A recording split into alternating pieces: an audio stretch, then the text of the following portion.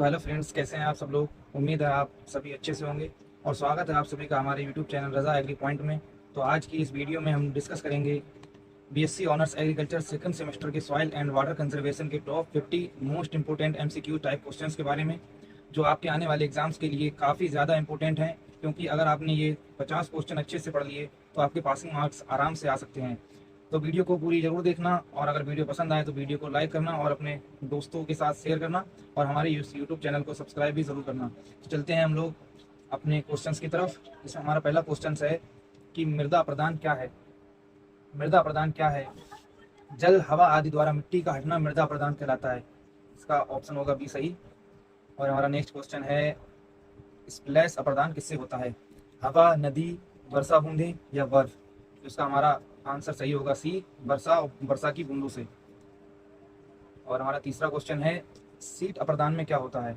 Seat अप्रदान में क्या होता है? गहरी नालियां बनती हैं या मिट्टी की पहली परत हटती है, पहाड़ टूटते हैं या जलभराव होता है? तो हमारा इसका ऑप्शन सही होगा बी, मिट्टी की परतें हटती हैं। और हमारा अगला क्वेश्चन है रील अप्रदान क्या है? रील अप्रदान क्या है? रील अप्रदान से छोटियां नालियां बनना, मतलब छोटी नालियां बनना, बड़ी खाई बनना, हवा से कटाव या मिट्टी का जमना? तो बहते पानी से छोटी छोटी नालियां बनती हैं, जिसकी वजह से हमारे इस क्वेश्चन का आंसर सही होगा ए। अगले क्वेश्चन की तरफ चलते हैं। गली अप्रदान में क्या बनता है? तालाब बनते हैं, छोटी दरार आती हैं, गहरी खाइयां बनती हैं या चट्टान टूटती हैं? तो इसका हमारा आंसर सही होगा सी, गहरी खाइयां बनती हैं। अगला क्वेश्चन है पवन अप्रदान कहाँ अधिक होता है? पहाड़ों में, जंगल में, रेगिस्तान में या नदी के क्षेत्रों में? तो इसका हमारा आंसर सही है रेगिस्तान। अगले क्वेश्चन की तरफ चलते हैं। नंबर 7, कंटूर खेती का उद्देश्य क्या है? पानी बढ़ाना, कटाव रोकना, फसल सुखाना या मिट्टी हटाना? तो इसका हमारा सही आंसर है कटाव रोकना। अगला है टेरेसिंग कहाँ उपयोगी है? टेरेसिंग उपयोगी है पहाड़ी क्षेत्रों में। तो इसका सही आंसर होगा सी। स्ट्रिप क्रॉपिंग किसके लिए उपयोगी है? नेक्स्ट क्वेश्चन है स्ट्रिप क्रॉपिंग किसके लिए उपयोगी है? तो इसका हमारा आंसर होगा कटाव नियंत्रण। अलग अलग फसल पट्टियों से मिट्टी सुरक्षित रहती है, इसका आंसर है ए। और अगला क्वेश्चन है सेल्टर वेल्ट किसे रोकती है? हवा, जल, बर्फ या धूप? तो सेल्टर वेल्ट हवा को रोकती है, इसका आंसर सही होगा बी। अगला क्वेश्चन है मल्चिंग के मुख्य लाभ क्या हैं? मल्चिंग के मुख्य लाभ क्या हैं? मल्चिंग के मुख्य लाभ हैं मिट्टी की सतह ढकने से पानी कम उड़ता है, इसकी वजह से नमी का संरक्षण। एक ये आंसर इसका सही होगा। अगला क्वेश्चन की तरफ चलते हैं। वर्षा जल संचयन क्या है? वर्षा जल संचयन क्या है? तो इसका आंसर है बी, वर्षा जल इकट्ठा करने को वर्षा जल संचयन कहते हैं। अगला क्वेश्चन है ड्रिप सिंचाई में पानी कहाँ जाता है? पूरे खेत में, जड़ों के पास, हवा में या पत्तियों में? तो ड्रिप सिंचाई जो बूंद बूंद वाली सिंचाई होती है जिससे जड़ों के पास पानी जाता है, तो उसका आंसर होगा बी। अगला क्वेश्चन है स्प्रिंकलर सिंचाई किस जैसी लगती है? बारिश की बूंदों की जैसी लगती है। अगला क्वेश्चन है फील्ड कैपेसिटी क्या है? फील्ड कैपेसिटी क्या है? खेत का आकार, मिट्टी में बची नमी, फसल उत्पादन या कटाव दर? तो अतिरिक्त पानी निकलने के बाद बची नमी को ही फील्ड कैपेसिटी कहा जाता है, तो इसका आंसर होगा बी। अगला क्वेश्चन है परमानेंट विल्टिंग पॉइंट क्या है? इसका आंसर है ए, पौधे हमेशा मुरझा जाएं, जिसके बाद पौधे हमेशा मुरझा जाएं उसी पॉइंट को परमानेंट विल्टिंग पॉइंट कहा जाता है। अगला क्वेश्चन है मिट्टी की सबसे उपजाऊ परत कौन सी है?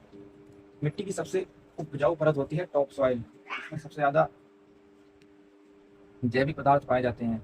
अगला क्वेश्चन है यूएसएलई का उपयोग किसके लिए होता है? तो इसका सही आंसर है बी, मृदा हानि का अनुमान लगाने के लिए। अगला क्वेश्चन है अधिकांश फसलों के लिए उपयुक्त पीएच कितना है? ये तो आप सभी को पता होगा, 6.5 से 7.5। अगला है चेक डैम क्यों बनाए जाते हैं?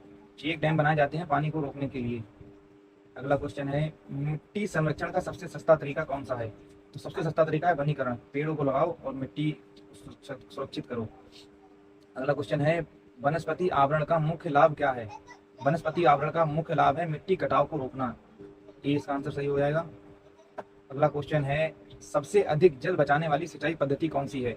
इसका आंसर है सी, ड्रिप सिंचाई। अगला क्वेश्चन है अधिक ढाल वाले क्षेत्रों में कौन सा अप्रदान अधिक होता है? तो इसमें गलीय अप्रदान अधिक होता है, इसका आंसर सी सही है। अगला क्वेश्चन है रेतीली मिट्टी का जल धारण क्षमता कैसी होती है? तो रेतीली मिट्टी की जल धारण क्षमता अधिक होती है, तो इसका आंसर होगा ए। कम होती है, तो इसका आंसर होगा सी। चिकनी मिट्टी की जल धारण क्षमता कैसी होती है? तो चिकनी मिट्टी की जल धारण क्षमता होती है अधिक, तो इसका हो जाएगा B. Question number 3, question number 27, contour रेखाएं कैसी होती हैं? तो कंटूर रेखाएं समान ऊंचाई वाली होती हैं, इसका आंसर हो जाएगा ए। अगला क्वेश्चन है खेत तालाब का मुख्य उपयोग क्या है? तो इसका आंसर सही होगा बी, वर्षा जल संग्रह करना। अगला क्वेश्चन है पवन रोकने हेतु कौन सी फसल उपयोगी होती है? मतलब हवा को रोकने के लिए कौन सी फसल उपयोगी होती है? ऊंची फसलें, इसका आंसर है बी। अगला क्वेश्चन है जल भराव में पौधों में क्या समस्या होती है? जल भराव से पौधों में क्या समस्या होती है? जल भराव से पौधों की जड़ों में ऑक्सीजन नहीं पहुंच पाती, जिसकी वजह से पेड़ों की जड़ें सूखने लगती हैं, इसका आंसर है ए। और अगला क्वेश्चन है विश्व मृदा दिवस कब मनाया जाता है? तो मृदा दिवस मनाया जाता है 15 अगस्त को, सॉरी 5 सितंबर को, इसका आंसर हो जाएगा बी। अगला है भारत में जल संरक्षण क्यों आवश्यक है? आसमान वर्षा वितरण के कारण, इसका आंसर सही है बी। अगला क्वेश्चन है मल्च सामान्यतः किससे बनाया जाता है? पत्थर से, प्लास्टिक से, सूखी घास एवं फसल अवशेष से, या लोहे की चादर से? तो इसका आंसर सही होगा सी, सूखी घास एवं फसल अवशेष से। अगला क्वेश्चन है मिट्टी में जैविक पदार्थ बढ़ाने से क्या बढ़ता है? से मिट्टी की उर्वरता बढ़ती है, इसका आंसर हो जाएगा बी। अगला क्वेश्चन है भारत में सबसे अधिक मृदा अपरदन किससे होता है? भारत में सबसे अधिक मृदा अपरदन किससे होता है? जल से, इसका आंसर है बी। और अगला क्वेश्चन है रन ऑफ का अर्थ क्या है? रन ऑफ का अर्थ क्या है? सतही जल बहाव, आंसर नंबर बी।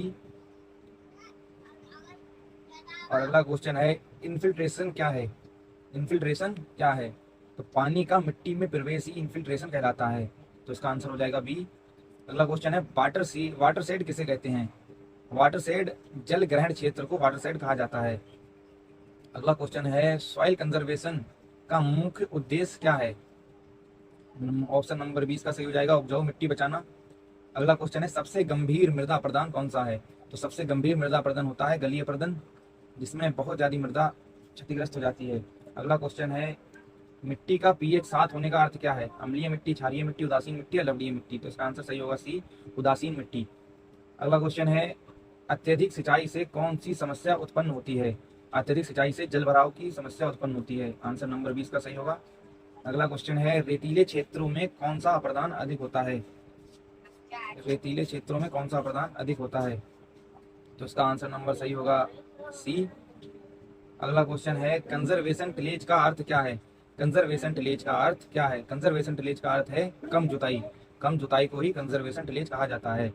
अगला क्वेश्चन है वेजिटेटिव बैरियर्स क्या हैं? वेजिटेटिव बैरियर्स क्या हैं? तो इसका आंसर है घास या पौधों की पट्टी को ही वेजिटेटिव बैरियर्स कहा जाता है।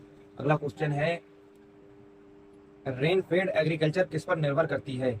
रेनफेड एग्रीकल्चर किस पर निर्भर करती है? वर्षा के जल पर निर्भर करती है, इसका आंसर होगा सी। अगला क्वेश्चन है बंडिंग क्यों की जाती है? बंडिंग क्यों की जाती है? बंडिंग की जाती है पानी को रोकने के लिए, इसका आंसर नंबर होगा बी सही। अगला क्वेश्चन है कृषि में जल का सबसे अधिक उपयोग कहाँ होता है? सिंचाई में। कृषि में जल का सबसे अधिक उपयोग सिंचाई में होता है।